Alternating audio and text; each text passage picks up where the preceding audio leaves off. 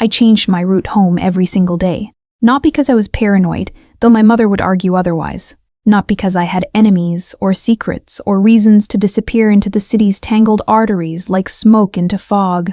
I did it because Meridian City was a living thing, and living things deserve to be known from every angle. That was what I told myself. The truth was simpler and sadder. I changed my route because my apartment on the corner of Voss Street and 9th felt like a box I was slowly suffocating inside, and the longer I walked to reach it, the longer I got to breathe. My name is Serena Calloway. I was 28, a forensic accountant for a mid-sized firm called Aldgate & Parks, and I was spectacularly, willfully, almost artistically unremarkable. I wore gray coats. I drank black coffee. I kept my dark hair in a knot so tight my colleagues joked it explained my permanently furrowed brow. I did not date. I did not linger. I solved numbers and I walked home and I was fine. I was fine. That Tuesday in November, I took the river route. Past the Caldwell Distillery, down the cobblestones of Ferris Lane, and through the underpass that smelled of rain and rusted iron. The city was doing what it did best in November, drowning slowly, beautifully, in amber streetlight and gray drizzle. I had my earphones in. Some low jazz, my collar up, my mind cycling through a spreadsheet discrepancy I couldn't resolve. A shell company called Harlow Meridian Holdings that kept appearing in a client's books like a ghost who didn't know they were dead. I didn't see the black car until I was already past it. A Bentley Mulsanne, parked illegally on the curb outside Vero's, the closed restaurant on Ferris Lane, whose shutters had been down for 3 years. Its engine was off, but the interior lights glowed faint amber. 2 men stood outside it, not leaning, not smoking, not doing anything casual. Standing the way soldiers stand, feet apart, eyes forward, hands near their jacket lapels in a way that wasn't casual at all. I should have kept walking. I pulled out one earphone. The back door of the Bentley was open. A third man stood beside it, holding an umbrella over the space between the car and the restaurant's side entrance, which, I now noticed, was not closed. A sliver of warm gold light leaked from it, and through that sliver came voices. Low, sharp. The specific register of men who are not having a conversation but issuing terms. Then the voices stopped, and a man stepped through that door. I don't know how to explain what happened next except to say that the air changed. That sounds foolish. It sounds like the beginning of every breathless, embarrassing romance I'd ever rolled my eyes at. But there is no other word for what I felt when he stepped from that amber doorway into the gray November rain and looked, without searching, without hesitation, as though he already knew, directly at me. He was tall. Dark coat, charcoal, perfectly cut, the kind of coat that doesn't fight the rain, just absorbs it with dignity. Dark hair, slightly longer at the crown, pushed back from a face that was his face. Sharp jaw, a mouth that looked like it had forgotten how to smile some years ago and hadn't bothered to relearn. Eyes that were a deep, almost impossible gray, the color of water before a storm. And in that moment they were fixed entirely on me. He was perhaps 35. He was, without qualification, the most dangerous-looking person I had ever seen, and I had grown up 3 blocks from a correctional facility. I froze. He didn't. He walked toward his car with the unhurried certainty of a man who has never once needed to rush, because the world adjusts its pace to his. The guard with the umbrella moved with him. The 2 flanking men shifted like shadows, and as he passed within 4 feet of where I stood, stupid and stationary on the wet cobblestones, he paused, just for a moment. His eyes swept me once, not the way men look at women on streets, that casual, claiming inventory. This was different.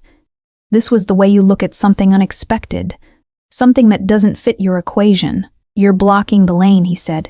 His voice was low, not loud. The kind of voice that doesn't need to be loud because it fills the space regardless. I stepped back. My heel caught the edge of the cobblestone and I stumbled, just slightly, just a half step. But his hand was already there, a gloved hand at my elbow, steadying.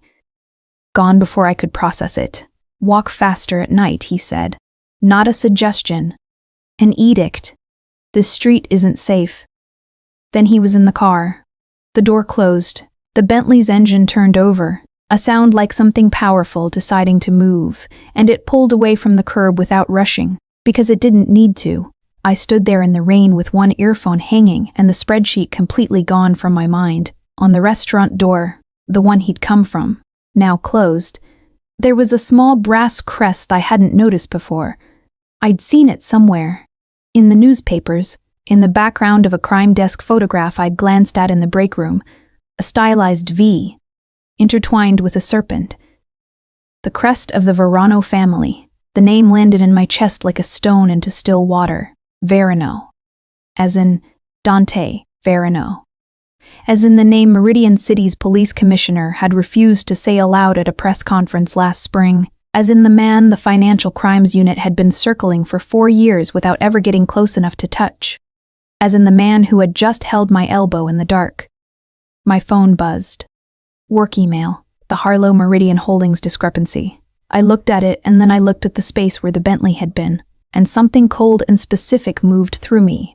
The particular chill of a woman who has just realized that the ghost she's been following in a spreadsheet has a face, and it is devastatingly, terrifyingly beautiful. I didn't sleep. By 2 a.m, I had the Harlow Meridian Holdings file spread across my kitchen table, printed, flagged, cross-referenced in 3 colors, and a cold cup of coffee I kept preaching for and forgetting. Rain moved against the window in slow, rhythmic sheets.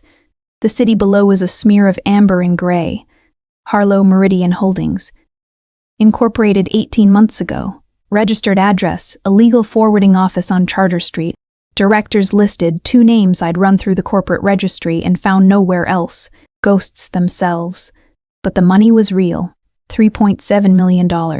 Moved in clean tranches through 4 different accounts, landing in the operating budget of Callaway Garth Investments.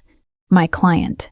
My clean, respectable, utterly mundane client who managed pension funds for city workers. Someone was washing money through retirement accounts for bus drivers and school teachers, and the crest on that restaurant door had told me whose money it was. I should have called my supervisor. I should have flagged it to compliance, packaged it in a memo, used the word anomaly, and let it become someone else's problem. That's what Serena Callaway did. She flagged things, she documented, she did not personally pursue. Instead, I pulled up every public record I could find on Dante Verano. There wasn't much, which was, itself, the information. 43 years old, the public record said, though the photograph I found in a 3-year-old business supplement made him look younger. Born in Corsara, a small coastal city in southern Italy, emigrated at 17. Built his first legitimate real estate holding at 22, now ran the Verano Group, construction, hospitality, private equity, and, as the crime reporters who wrote careful, legally scientized articles were to be believed, nearly everything else in Meridian City that moved after midnight. His father, Enzo Verano, had died in prison 6 years ago. His mother was a woman named Giulia, who apparently lived quietly in the family's original house on the Corsican coast, and was photographed exclusively at church. 2 younger brothers, Marco, who ran operations, and Luca, who ran, the articles went coy here, distribution. No wife. No public partner. His name had been linked to a Milanese architect 3 years ago, but the articles about her stopped abruptly. And when I searched her name separately, I found an obituary. Car accident. Icy road, the kind of death that keeps its distance from investigation. I closed the laptop.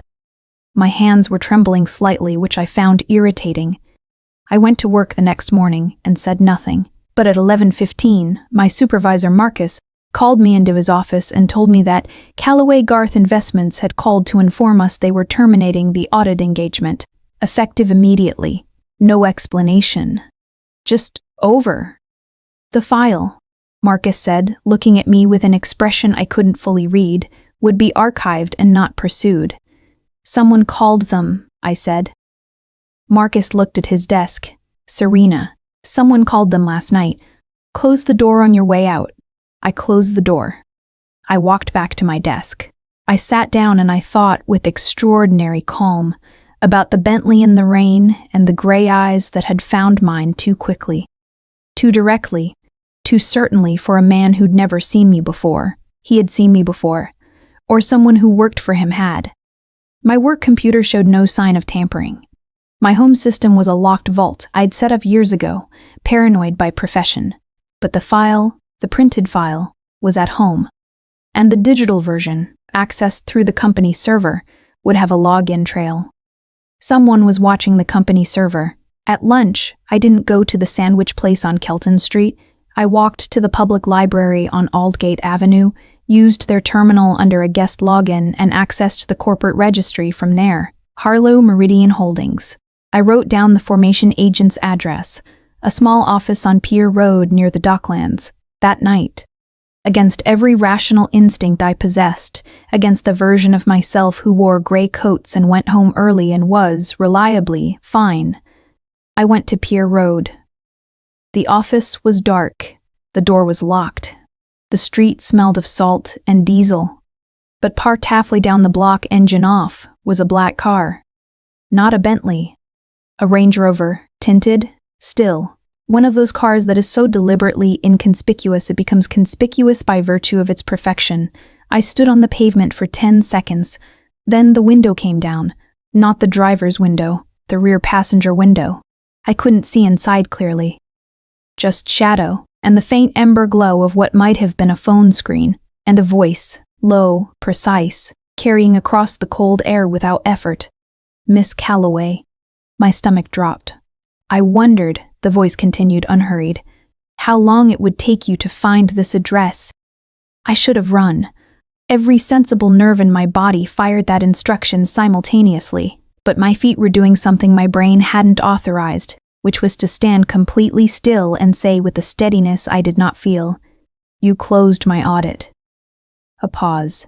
"I protected your audit," the voice said. "There's a difference. I'd like to know what that difference is." Another pause, longer this time. Waited, and then, "Get in the car, Miss Calloway." 3 words. No threat in them technically. No raised voice, no visible weapon, no hand on my arm. Just a man in a black car on a dark street saying, "Get in," as though it were the only reasonable option. The terrifying part was that he sounded right. The door opened from inside, and I, forensic accountant, gray coat wearer, woman who took a different route home every single day to avoid exactly this kind of moment, reached for the handle. The interior of the Range Rover smelled of leather and something faintly cedar, a quality of expensive restraint, nothing performative about it. The kind of luxury that doesn't announce itself. He was sitting in the far corner of the back seat, one arm resting along the window's edge, watching me with those storm-gray eyes as I settled into the opposite end and pulled the door shut. Between us was a distance of perhaps 3 feet and approximately every sensible boundary I had ever constructed for myself. The driver didn't turn around, didn't speak, just a partition of tinted glass separating us from the front. "You're not afraid," Dante Verano said. It wasn't a question. It was an observation delivered the way he seemed to deliver everything, with the mild interest of someone recalibrating their model of the world. "I'm very afraid," I said. "I'm choosing not to perform it." Something moved in his face. Not a smile, not quite, but an acknowledgement, a fractional shift at the corner of his mouth that suggested he hadn't expected that answer and wasn't displeased by it. "Smart," he said. "Why did you close my audit?" He looked at me for a long moment. In the faint light from the street, I could see the fine lines at the corners of his eyes, the particular tiredness of a man who sleeps only when he allows himself to, which isn't often. He was different in this enclosed space, still formidably composed, still emanating that quality of absolute authority, but closer to human, somehow, as though the architecture of his control had slightly fewer rooms on this floor. "Because you were about to find something," he said, "that 3 other people have found before you. 2 of them are no longer working in their respective fields. The 3rd is in protective custody upstate and won't be leaving anytime soon." I let that settle. "You're warning me. I'm informing you. Is there a difference?" "There is always a difference between what I mean and what people hear." A pause. "I need you to close the file, not archive it. Destroy your personal notes, forget the address on Pier Road, forget the crest. And if I don't?" The silence that followed was not aggressive. It was patient, which was somehow worse. "Miss Calloway," he said, and something in the way he said my name was different now, fractionally softer, like a concession he hadn't planned on. "I'm asking you, not telling you. There is a reason I'm asking." I turned to face him fully. "Then tell me the reason." He looked away from me. Out the window, at the dark docklands, at the water that ran between the piers in oily silver ribbons, and in that unguarded moment before he reassembled himself, I saw something I hadn't expected to see on a face like his. Exhaustion, real exhaustion, the kind that lives behind the eyes and doesn't lift when you sleep. "Harlow Meridian Holdings isn't mine," he said quietly. I stared at him. "It's my brother's." He said it the way you say the name of a disease you've been managing for years and have run out of ways to manage. "Marco has been running transactions without my knowledge, through entities designed to look like mine. He's been doing it for longer than I want to say, long enough that if your report surfaces publicly, it will tie the Verano Group to pension fund fraud and money laundering, and I will not be able to contain what happens next." "You mean you won't be able to contain what Marco does?"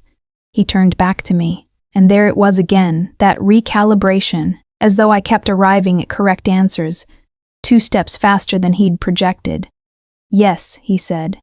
"Simply, so you want me to bury evidence of your brother committing a federal crime," I said slowly, "to protect your organization. I want you to give me time to handle it myself." "Handle it yourself," I kept my voice level. "I'm not sure I want to know what that means." "No," he agreed. "You don't." We sat for a moment in the particular quiet of 2 people who have just shown each other something true. The rain had returned. I could hear it on the roof of the car, steady and insistent. "I'm not going to bury it," I said finally. "I can't do that. Whatever your reasons, there are people whose retirement money was used as a laundry cycle, and they didn't consent to that." He nodded, as though he'd expected this too. "What I can do," I said, "is not file anything for 72 hours. That's not me complying. That's me being thorough, which is professionally defensible." I looked at him steadily. "But I need to know, am I in danger right now? From Marco? From anyone connected to this?" He met my eyes without flinching, and something shifted in the space between us. Not romantic, not yet, but something honest and combustible. The feeling of 2 people recognizing each other's architecture. "Not while I'm alive," he said, which was both the most reassuring and most terrifying answer he could have given me. He reached past me, controlled, precise, not touching me, and opened the car door. The rain and cold poured in. "I'll have someone drive you home. I'll walk." He looked at me, rain misting the open door, amber light catching the edge of his jaw. "It's not safe. You said that last night too." I stepped out, then turned back, holding the door. "You should try telling the city that, since you apparently run most of it." I didn't wait to see his reaction, but as I walked away down Pier Road in the rain, my collar up, my heart hammering at a frequency I did not appreciate, I heard his voice one more time through the open window. Quiet, almost to himself, almost not meant for me at all. Interessanti. I walked faster, and felt his gaze on my back the entire way to the corner. The 72 hours began to feel like a countdown to something I couldn't name. I went to work. I maintained my files. I drank my coffee and resolved 3 separate reconciliation discrepancies for other clients. And if my colleagues noticed I was quieter than usual, which would have required them to notice I was ever anything other than quiet, nobody said so. I changed my route to work too now, not just home. I took the bus one morning, a taxi the next, walked the long way through the market district on the 3rd. Old habit sharpened to something necessary. On the 2nd day, I found the first one. I was coming out of the pharmacy on Delacroix Street, paracetamol, because I hadn't slept properly in 4 days, when I saw him, standing at the corner, paper coffee cup in hand, dressed like someone waiting for a bus. Early 40s, broad through the shoulders, eyes that moved in a specific professional pattern. Near, mid-distance, entry points. He wasn't waiting for a bus. I walked past without changing pace, turned left, and checked the window of the closed electronics shop as I passed it. He was still in position, not following me, stationed. Like a point on a map, there was another one outside my building that evening. Different man, same stillness, same pattern of eyes. They weren't Marco's men. I knew this in the same way. You know when weather is about to change. Some barometric shift in the quality of their presence. These men were watching over, not watching for. There is a difference in posture, a difference in the direction of attention, outward, not inward. He had posted guards on me. I don't know what I felt about that. I spent an embarrassing amount of time trying to work it out and arrived at a tangle of outrage, wariness, and, underneath it, further down, where I wasn't proud of it. Something that felt uncomfortably like being held. I pushed it down with both hands and called my friend Paloma.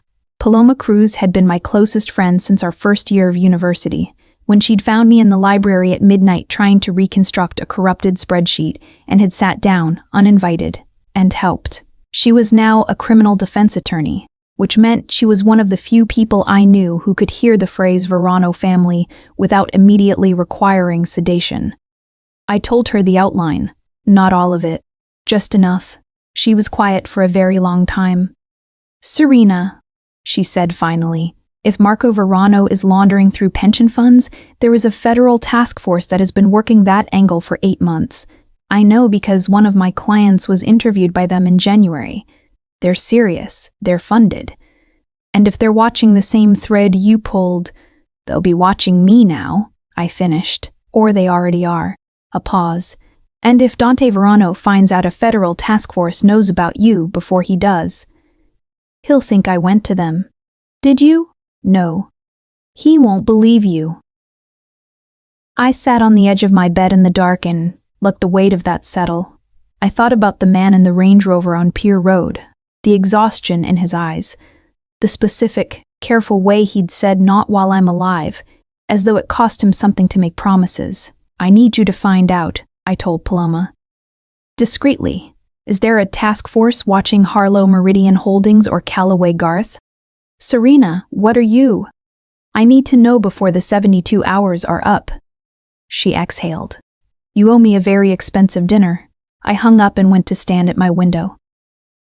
Below, on the corner across the street, the second guard was still there. At some point, he'd traded the coffee cup for his hands in his pockets. But he hadn't moved.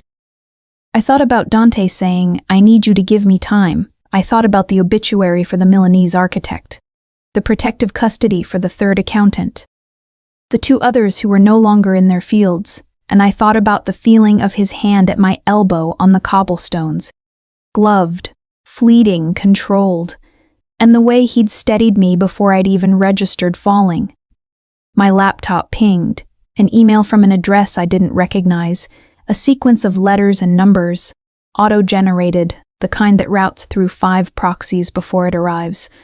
No subject line. The body of the email contained 2 lines. "The task force interviewed your supervisor Marcus Algate 6 weeks ago. They know about the Callaway Garth file. They have been waiting for an auditor to pull it. You were the bait, Ms. Callaway, not the investigator. There was no signature." I read it 3 times. My chest felt like it was compressing inward, all the air I'd been holding in a careful professional column now suddenly structural ash. Marcus had known. My firm, the job I'd held for 6 years, the place I'd trusted with my professional identity, had knowingly walked me into an investigation designed to use me as a trigger mechanism for a federal sting operation. They hadn't told me. They hadn't protected me. And the man I'd been prepared to distrust, the man with the crest of a crime family on his restaurant door, was the one who had sent me the warning. I sat for a long time in the dark. Then I opened a new document and began to write a very precise, very clinical account of everything I knew, not for the federal task force, not for my firm, for myself. Because Serena Callaway did not get used as a chess piece without, at the very minimum, knowing whose game she was in. My phone lit up with an unknown number. I already knew the voice before I answered. "Change your route," it said. "Now, tonight. Don't go to work tomorrow." "Why?" A breath. "Because they're not watching you to protect you, Serena." My name. Not Miss Callaway. My name. He sent a car at 11:15. Not a Bentley, not a Range Rover, an unremarkable silver sedan, driven by a woman in her 50s with silver streaked hair and the bearing of someone who had seen worse nights than this and survived them. She didn't speak. She handed me a phone through the window when I got in. Burner, new, one contact stored under the letter D, and drove for 25 minutes into the north of the city, up into the hills where Meridian's old money had always lived behind its stone walls and iron gates. The house was not what I expected.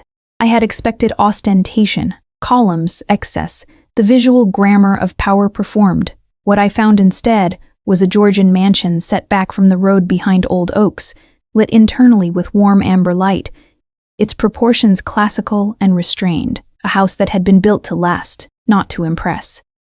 House that looked from the outside like someone actually lived in it.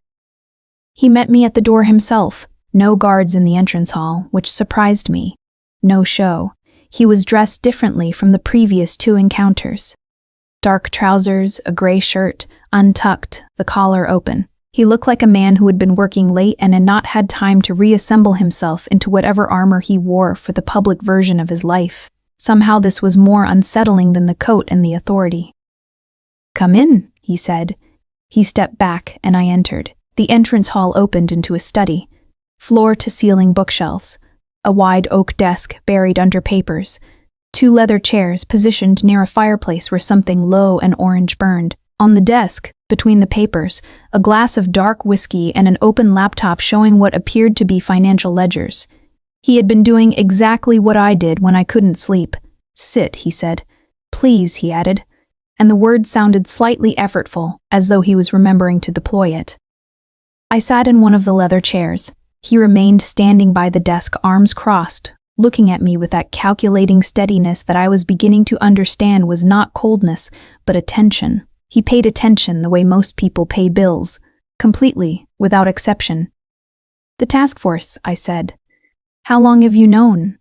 3 weeks. One of their technical attachments was sloppy. We identified a surveillance pattern on the Callaway Garth account and traced it back. His jaw tightened slightly. "I didn't know they'd flagged your specific assignment until last night. But you knew my firm was involved. I knew Marcus Aldgate had been interviewed. And you didn't tell me." A pause. "No. Why?" He looked at me for a moment, and something that was not comfortable passed through his eyes. "Because I didn't know what you were. I didn't know if you were willing or informed or innocent." He uncrossed his arms. "I do now." The fire shifted. Something popped in the grate. Outside, the rain moved against the windows with patient persistence. "What happens to me now?" I asked. "Practically. The task force thinks I'm their inside resource. My firm used me as bait without consent. And Marco, your brother, knows someone was auditing his accounts. Does he know who?" "Not yet." "That's not reassuring. It wasn't meant to be." He pushed off the desk and crossed to the fireplace, standing with his back to me, one hand on the mantel, looking into the low flame. "Marco is impulsive. He acts before he thinks. He always has." A pause. "It's why he's dangerous." "And you?" I said. "Are you dangerous in the same way?" He turned his head to look at me over his shoulder. "I'm dangerous in the way that lasts longer." I believed him entirely. "I need to know what you want from me," I said. "You've warned me twice. You've posted guards on me. You sent a car tonight. You're not doing this because you feel responsible. Or not only for that. What do you need me to do?" He turned fully, and in the firelight he was sharply human. The shadows finding the hollows of his face, the weariness fully present now that no outside audience existed to perform for. He crossed the room and measured steps and sat in the chair across from mine, elbows on his knees, close enough that I could see the small scar on his chin and the dark circles under those storm-gray eyes. "I need the original ledger," he said. "The Harlow Meridian file before your firm archived it. You made a print copy. I need it. To destroy it? To use it." He held my gaze. "I'm building a case against Marco, internally. The kind of case that ends with him removed from the organization and delivered to appropriate authorities without taking down everything my family has built legitimately. I need that ledger to show the board the full scope of what he's been doing. I studied him. You're going to turn your own brother in. I'm going to make sure he doesn't take innocent people down with him when he falls. A beat. There are 1,000 city workers whose pensions he touched. I can't undo that. I can make sure the money is replaced and the exposure ends. Silence. You're asking me to trust you, I said. Yes. On the basis of 3 meetings and 2 warnings. Yes. That's not a lot. No, he said. And then, quietly, it's all I have to offer right now. We were close. I hadn't registered how close until this moment. The chairs positioned for conversation, the fire throwing warmth between us, his face at a proximity where I could see him clearly and entirely. He wasn't performing anything, that was the unbearable part. In this room, at this hour, he was just real. I reached forward and picked up his whiskey glass from the side table. I took a sip, I needed it, and handed it back. I'll get you the ledger, I said. His hand brushed mine as he took the glass. Neither of us moved immediately. Don't thank me, I added. Just don't let it have been for nothing. His eyes held mine, and for one combustible second neither of us was thinking about ledgers at all. The ledger was in my apartment, taped to the underside of my kitchen drawer in a waterproof sleeve. The kind of paranoid archival habit that my colleagues had once called excessive, and that I had never once apologized for. I went home the next morning with Dante's silver sedan parked outside, and 2 things coexisting uncomfortably in my chest: the resolute practicality of a woman with a plan, and the memory of his hand against mine in the firelight, warm through the whiskey glass. I was professional enough to identify which of those 2 things was more dangerous. I retrieved the ledger. I photographed every page with my personal device, uploaded it to an encrypted cloud partition I maintained for sensitive client work, then sent the access key to the number stored under D on the burner, the physical copy I kept. Something in me wasn't ready to surrender it completely. An instinct I didn't fully interrogate. Paloma called at 9. I have something, she said, and her voice carried the particular controlled tension of a lawyer delivering information she wishes she didn't have. The federal task force isn't strictly federal. It's a joint operation, 2 agencies, one of which is running an unofficial parallel investigation. A pause. Serena, the second investigation isn't targeting Marco Verano. The cold arrived before the words did. Who are they targeting? Dante. I sat down.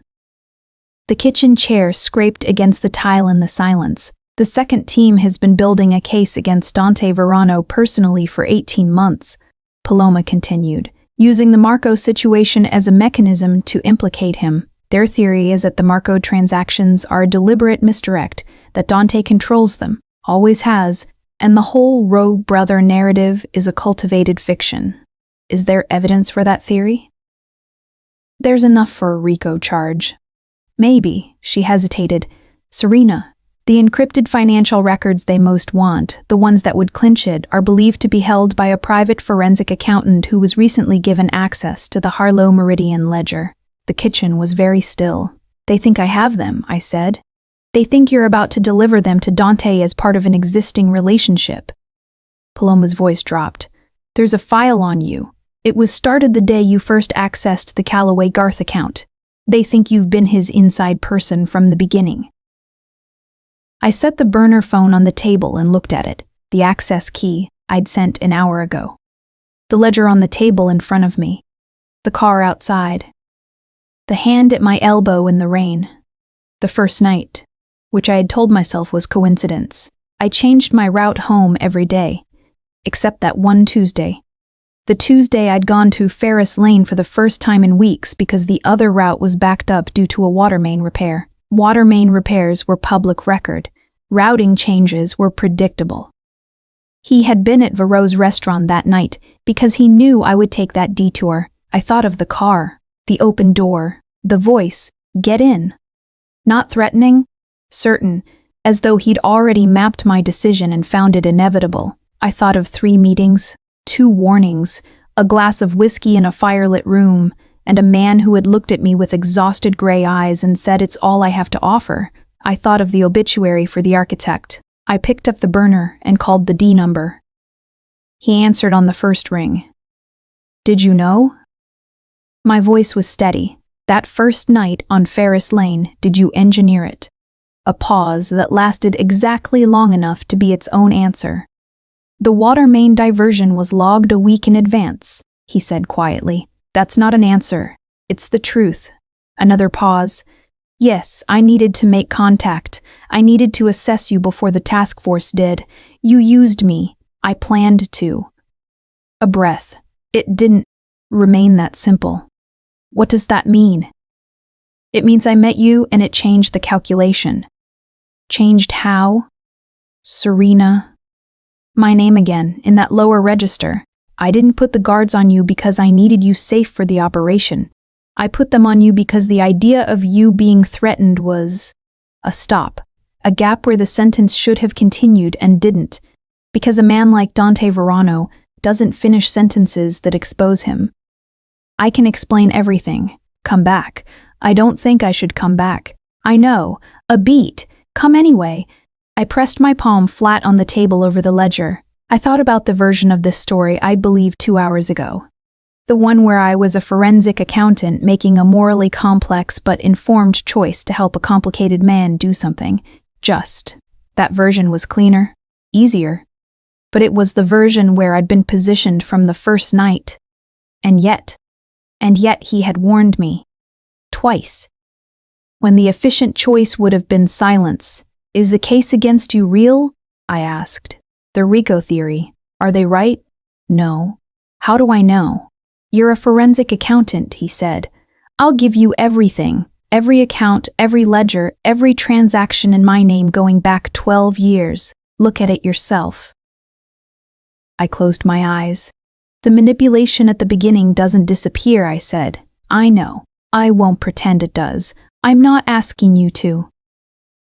Outside, the silver sedan was still at the curb. The guards were still at their posts. The city went on around them, indifferent, relentless. I need 48 hours, I said. Alone. Don't contact me. Don't send anyone. A very long silence. The access key you sent this morning, he said carefully. Don't use it from your apartment. They're monitoring your IP. A warning. Even now. I know, I said, and hung up. I sat for a long time in the quiet kitchen. Then I put on my gray coat, and I took the route I'd never taken before. The 48 hours lasted 16. I was at the public library on Aldgate Avenue, using their terminal again, tracing Dante's financial architecture the way I trace anything, methodically, without sentiment. When Paloma called at a number that shouldn't have been connected to anything near this situation, "Turn on the news," she said. No greeting. I crossed to the library's communal television in the reading lounge, where a retired man was watching a midday property program. I changed the channel. He protested. I showed him the look of a woman who has not slept properly in 6 days and does not have the capacity for this conversation. He changed the channel himself.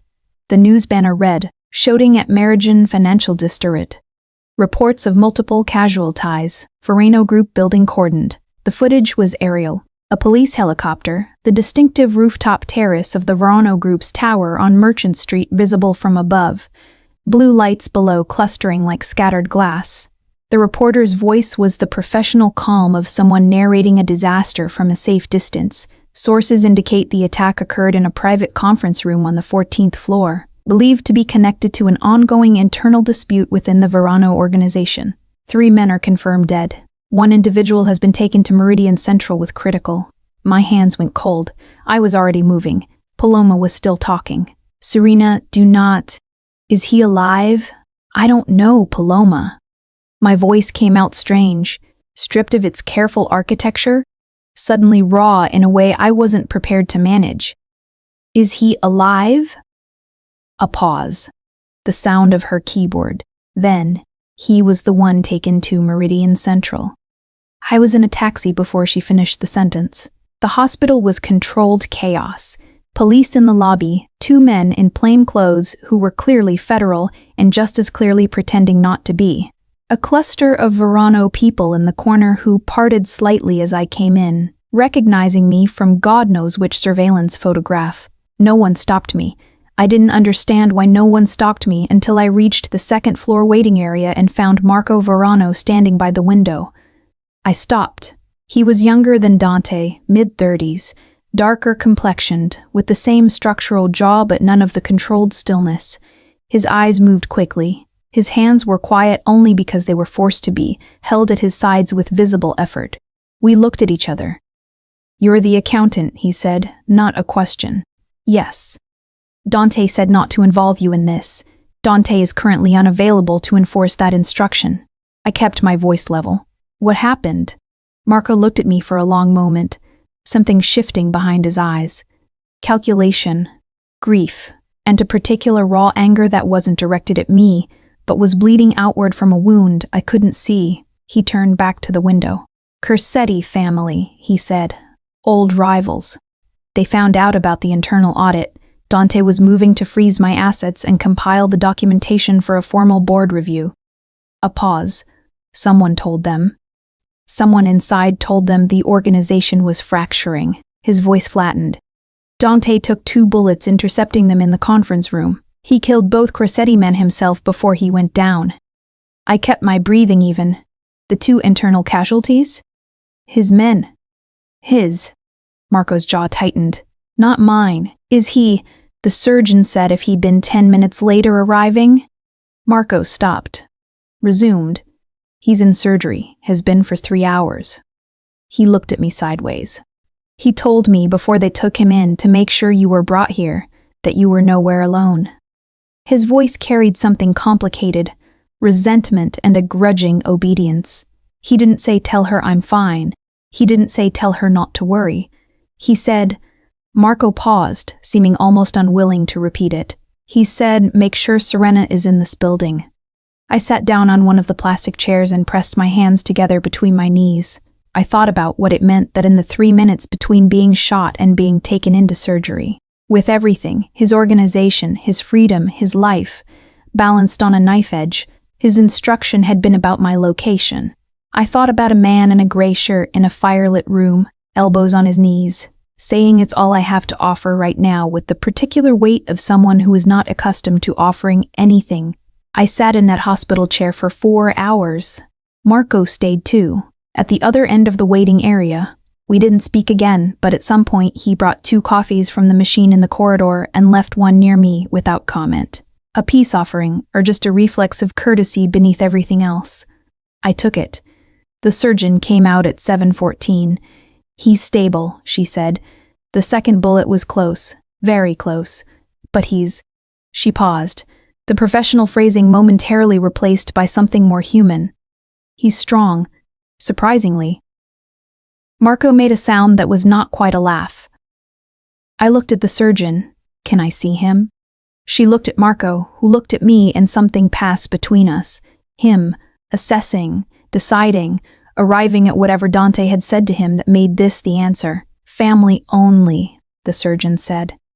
Marco looked at me steadily. She's family, he said. I should have argued the word. I should have clarified, distanced, maintained the careful professional boundary that the rational part of me had been constructing and fortifying for days. Instead, I followed the surgeon down the corridor, my heart in my throat and my gray coat still damp from rain that had fallen 4 hours ago.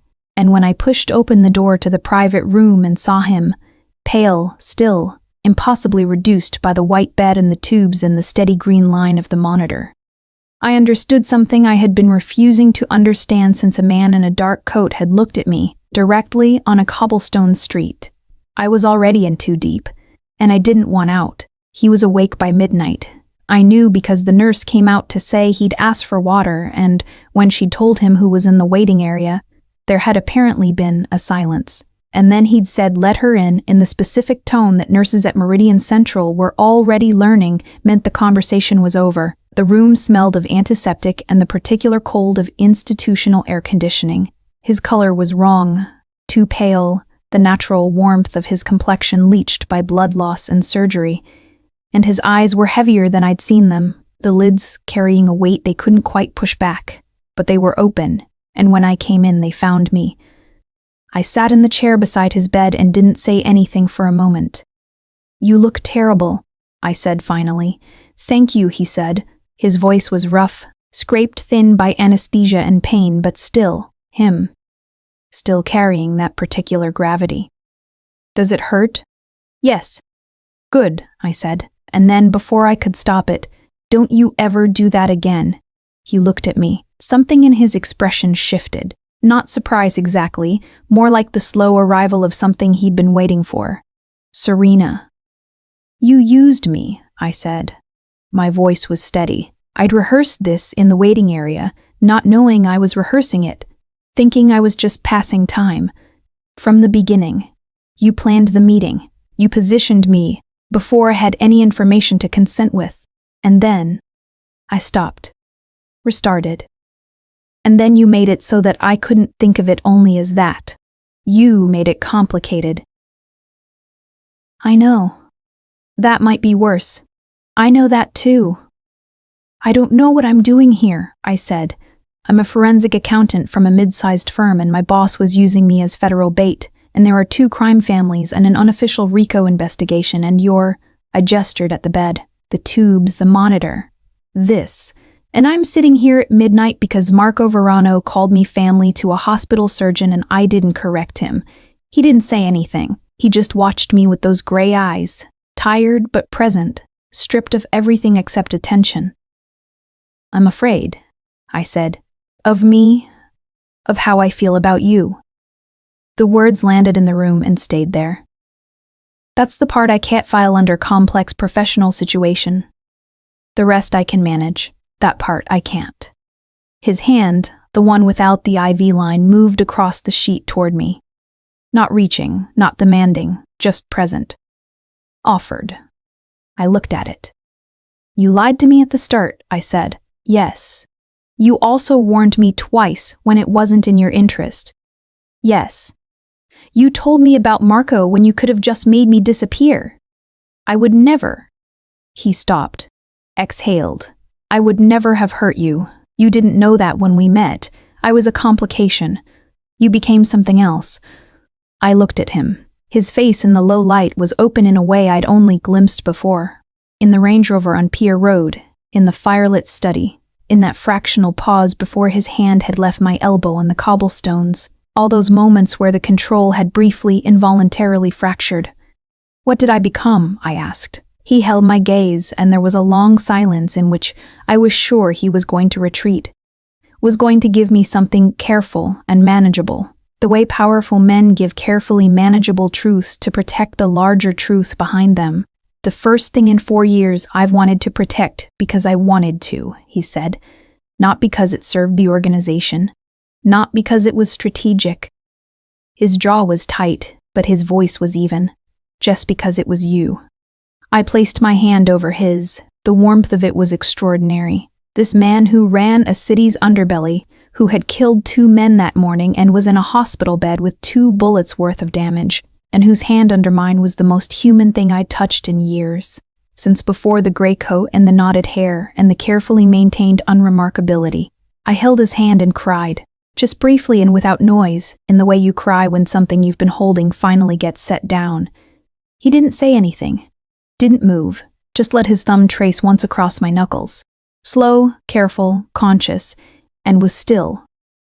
"I need to know the truth about everything," I said when I was done. "All of it. The family, the money, what you've done, what you're willing to do. I won't stay in the dark. I know.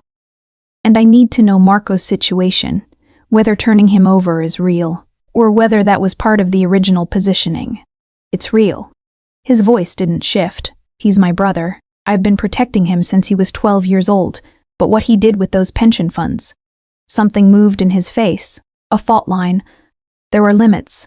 I have them, even here." "Okay," I said. "Okay, I'm not deciding anything tonight," I said. "You're high on surgical anesthesia and I haven't slept. Nothing decided tonight counts." Something that was, undeniably, the ghost of a smile reached his eyes. "That seems fair," he said. I didn't let go of his hand, And somewhere between his breathing evening out and the monitor finding its slow rhythm and the rain starting against the window, I fell asleep in the chair beside him, still holding on, still afraid, still unable to name the thing between us with any word smaller than inevitable. We were both, I thought, in the last moment before sleep took me, too far in to call it anything but what it was. He recovered in 3 days. Not fully. The wound required 6 weeks and a degree of care he accepted with unconvincing patience, delegating nothing but resenting the delegation visibly, but well enough to leave the hospital, well enough to return to the house on the hill, well enough to resume the controlled forward motion that was apparently his natural state. I moved into the East Wing for the duration. This was not a romantic decision. It was a practical one. The task force had accessed my apartment building's security system the morning after the shooting, which Dante's people confirmed with the specific calm of individuals who monitor such things routinely. My apartment was no longer safe. The East Wing had its own entrance and its own key, and a locked door between it and the rest of the house that I used as often as I needed to remind myself of the boundary. I used it less and less. The days had a rhythm I hadn't expected from this world. He worked early mornings and late nights. Phone calls, meetings on secured lines, the constant administrative architecture of managing an empire from a recuperating position. In between, there were gaps.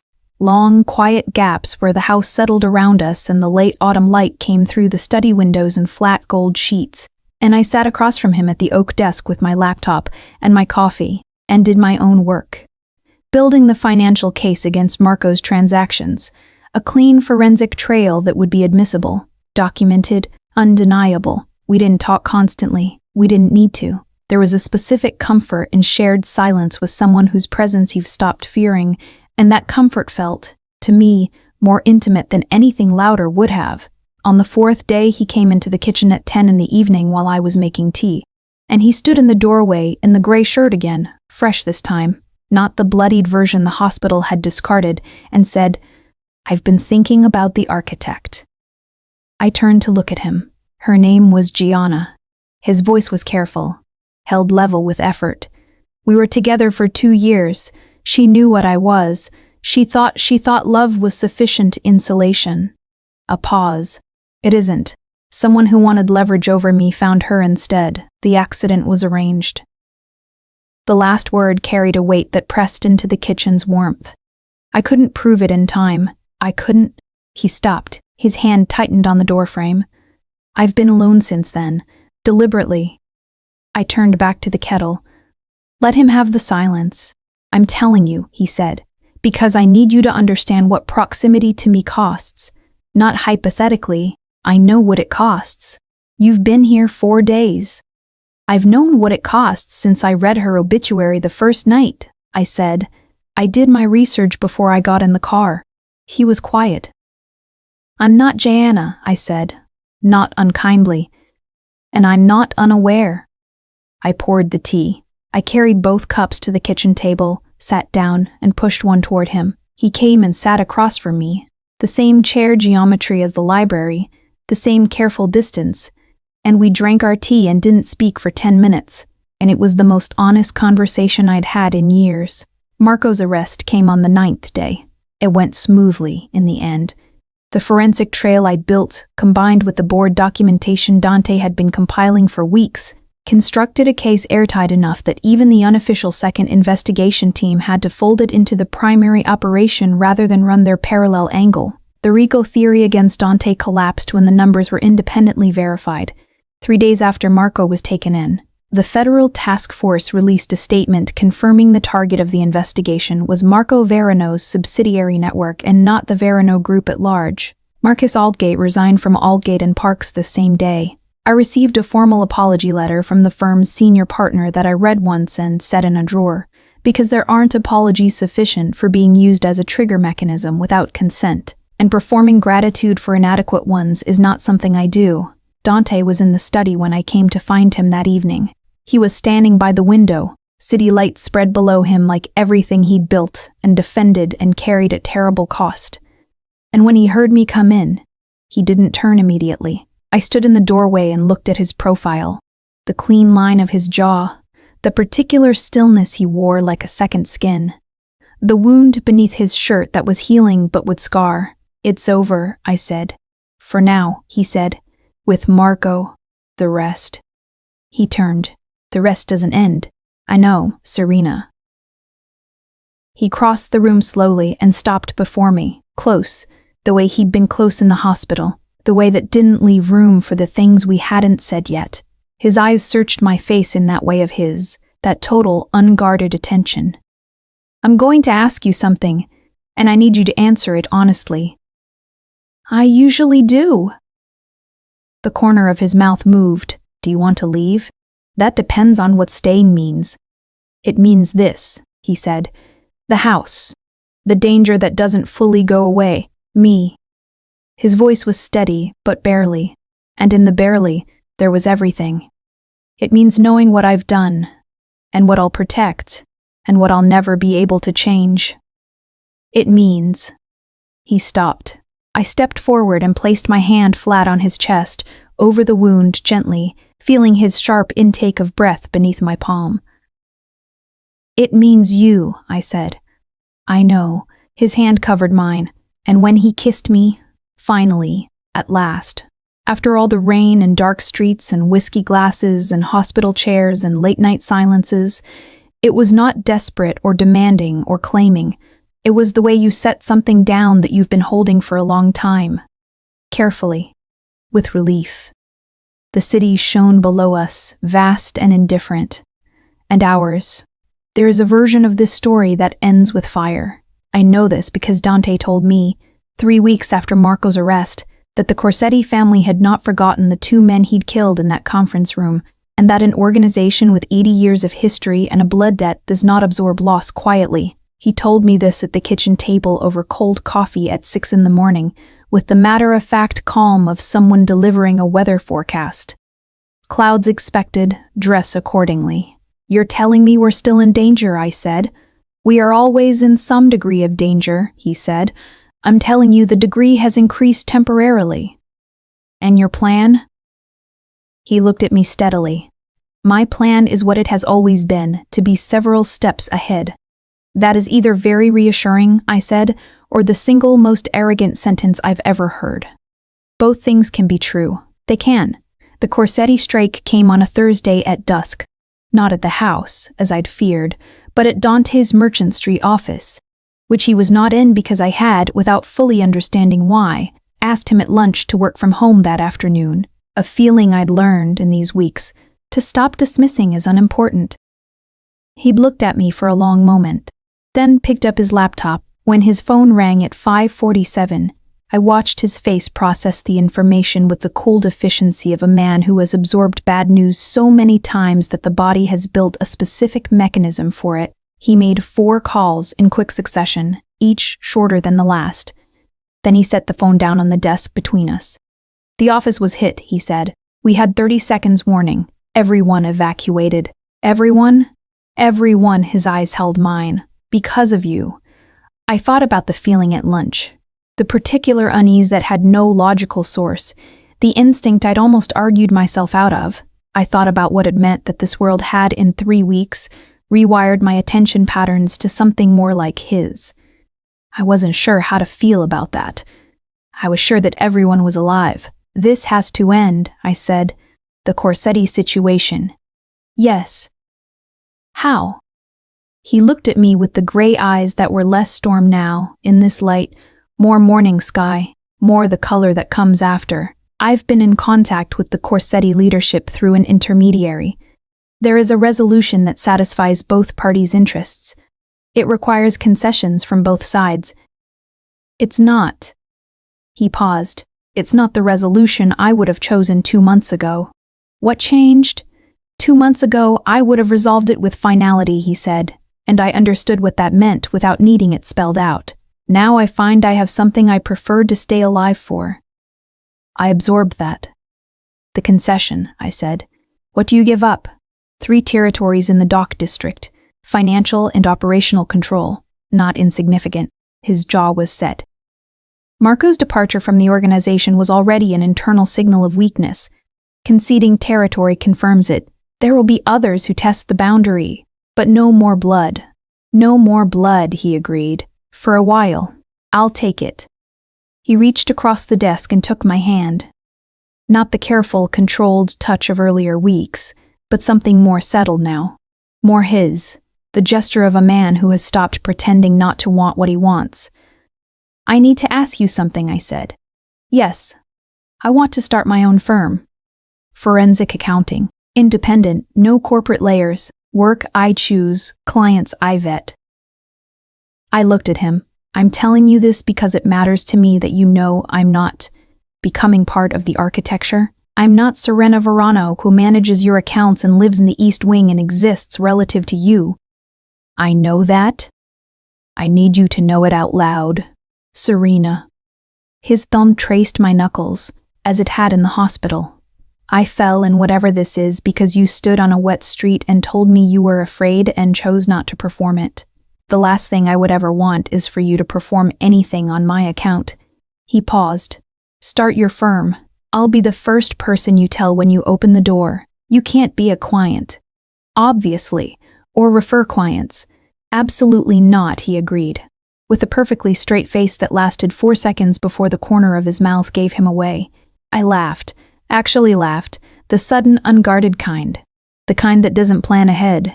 His expression shifted into something I'd never quite seen on it before. Uncomplicated warmth, undefended and unhidden. A man who has stopped being surprised by his own softness and started accepting it. It was the most beautiful thing I'd ever seen on a face. The house on the hill became mine in the way that places become yours. Not through ownership, but through memory. The study that smelled of cedar and old paper. The kitchen where we drank coffee at 6 in the morning and made decisions that mattered. The East Wing door I stopped locking, not because the boundary had dissolved, but because I'd chosen to lay it down. I opened Callaway Forensic Partners on the 2nd of February. The office was small, a converted townhouse on Aldgate Avenue, 7 minutes from the library where I'd first traced Dante's accounts on a public terminal. Paloma came to the opening with champagne and an expression of sustained disbelief that she didn't quite manage to conceal. Dante came at the end of the day, when the others had gone. He stood in the doorway of my new office and looked at it, at me, at the desk and the files and the framed accountant's license on the wall, with the expression of a man witnessing something he didn't know he'd needed to see. Well? I said. He crossed the room, cupped my face in both hands, and kissed me the way he had on the night the city shone below us. Careful, relieved, certain. Perfetto, he said against my mouth. Outside, Meridian City went on. Loud, amber-lit, layered with shadows and stories and the specific electricity of a place that never fully sleeps. I had changed my route home every day because I was looking for something. I hadn't known that. I had called it breathing room, freedom, a woman's right to know her city from every angle. But some routes lead you somewhere specific. Some routes lead you to a man standing in a doorway in the rain who looks at you like the equation just resolved. I stopped changing my route. I finally knew the way home.